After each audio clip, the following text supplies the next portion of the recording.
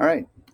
Today I wanted to talk just a little bit about the last two transformations that we have, and that is stretches, both vertically, which we've already done, and horizontal stretches and shrinks, which we're going to introduce today, as well as vertical reflections over the x-axis and horizontal reflections over the y-axis. But it all comes back to inside and outside of the function. And that is, like I said, inside affects the x, outside affects the y. Or the other way to say that is anything that happens inside is going to be a horizontal transformation. Anything that affects that is outside is going to affect the y coordinate. Okay, and that's true for all transformations. So first, let's look at these vertical and horizontal stretches. So like I said, we've already done some vertical stretches. And if we look at this equation, so for example, if we set this 2 on the outside here, so we're taking the function, and so here's the parent function, f of x, and that's the square root of x. If we take that and we multiply it by 2 on the outside, it's just going to take all the y coordinates and double them. Okay. Similarly, if I set this to 0.5, right, or 1/2, then that's going to cut all the y coordinates in half. That's pretty simple, right? Outside affects the y, and it usually makes sense, right? It's what you would expect. So I'm going to set that back to 0. If I can get it there. Okay. Now, horizontal stretch is going to happen inside the function, and it's going to do the exact opposite because we want it to equal 1. Because just like the vertex wants to be 0, 0, this point wants to be 1, 1. And so we have to think, what do we have to multiply by to make it equal 1? So here's my horizontal stretch. So I'm going to make this 2. And you can see that this coordinate becomes half as big, right? And you can see it becomes half as big, right? So we raise the coordinate, we raise this value to 2, right? And so x needs to be half as big to make it equal that 1 value. Yeah.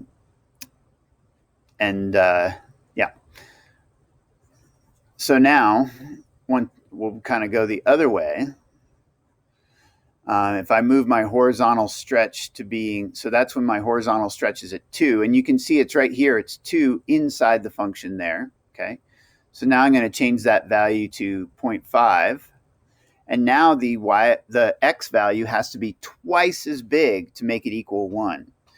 And then once again, so my horizontal stretch, 1/2, that value inside the equation, right? You can see it there inside the equation. So then my x value needs to get to be twice as big to make it equal 1. So once again, when we do something inside the function, it is a horizontal transformation, and it usually does the opposite of what you think it's going to do. Cool. So now we're going to take a look at reflections, where so if you look here, you can see h of x equals negative g of x. Once again, it's on the outside right there. You can see the negative sign right there, and it's on the outside. And what happens is all the y coordinates flip from positive to negative, or the sign changes on all the y coordinates of the points. So that's when it's outside here. Now, if we put a negative on the inside, once again, it's inside is going to change the x, and it changes all the x coordinates, and the y coordinate stays the same. So if you put a negative on the inside, right, it's going to make a horizontal reflection over the y-axis. If you put a negative on the outside, it's going to flip the y coordinate, and it's a vertical reflection over the x-axis, mirrored across those axes.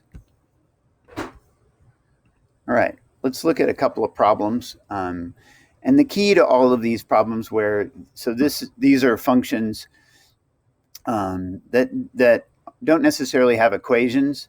And so it's important to just think about individual points. So I will think about this point right here.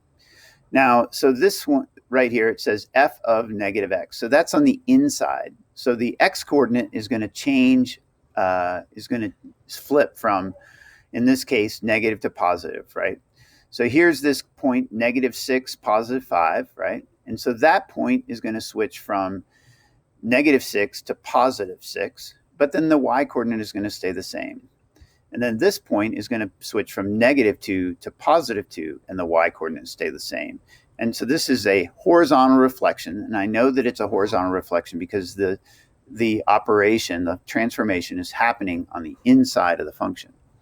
As we move down here to this one, we have negative g of x on the outside. So that's going to be a y coordinate change, okay? So I'm going to look at each individual point. I'm going to say, okay, this point is at -7, +1. So I'm going to switch that to -7, -2, -1. Then I'm going to look at this point, and I'm going to switch it from -3 to +3, but my x coordinate is going to stay the same. And then I go from that point again, and then I'm going to switch from 0 to 0. And now you can see that this is a vertical reflection across the x-axis. This is a horizontal reflection across the y-axis. Let's see how I did. Whew. Oh, thank goodness. All right, let's look at another problem here. So as we look at this one, you can see that there's a few things going on.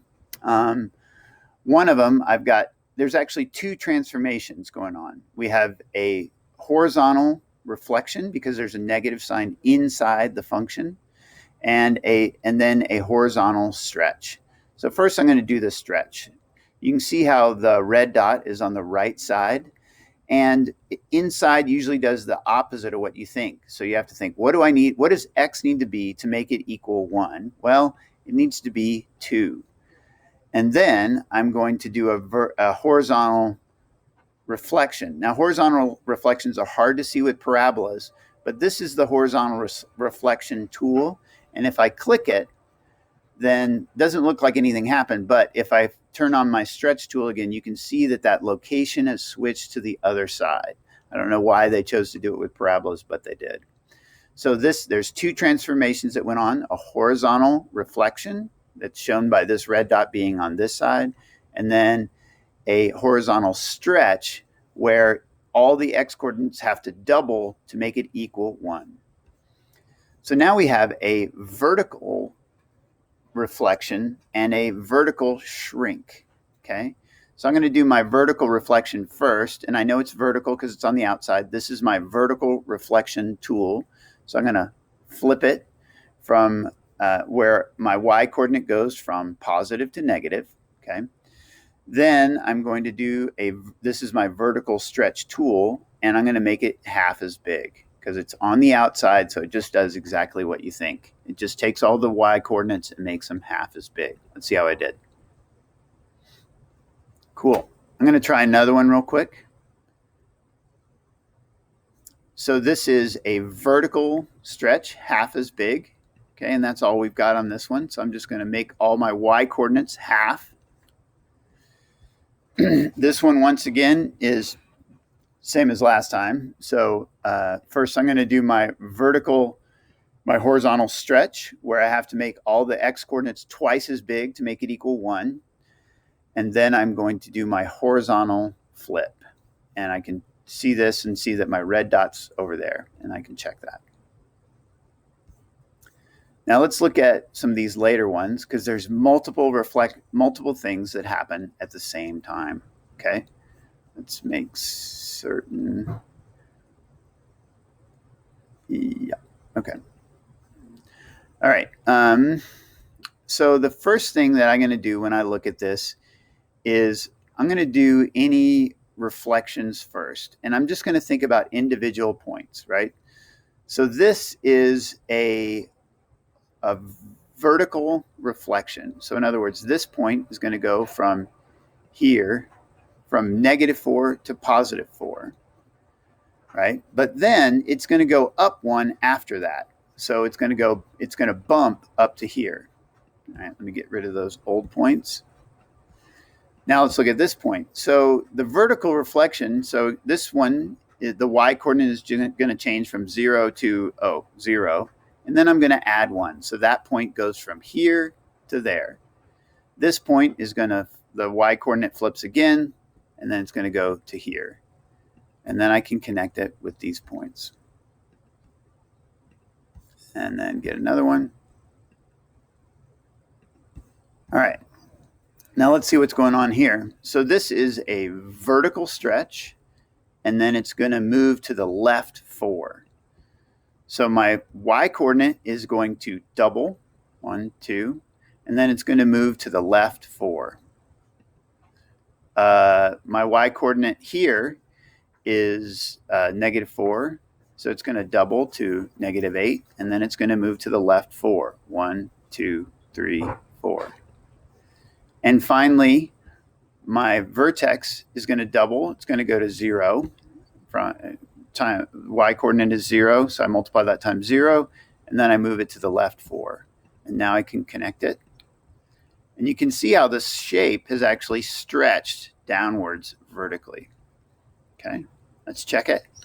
Whew, did it. And let's try another one, because these are pretty hard for folks. So as I look at this one, both of these transformations are on the outside. I have a vertical stretch and then a translation. And I'm always going to do my stretches and reflections first. So my vertical, my y coordinates are going to double. So we're going to go from -4 to -8.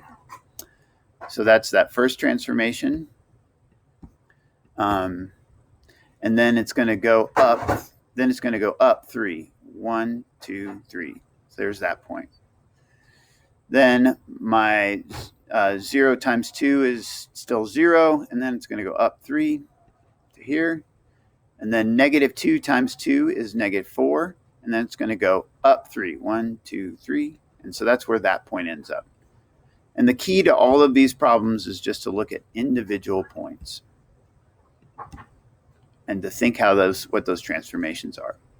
Last one, I have a vertical reflection and then a horizontal shift.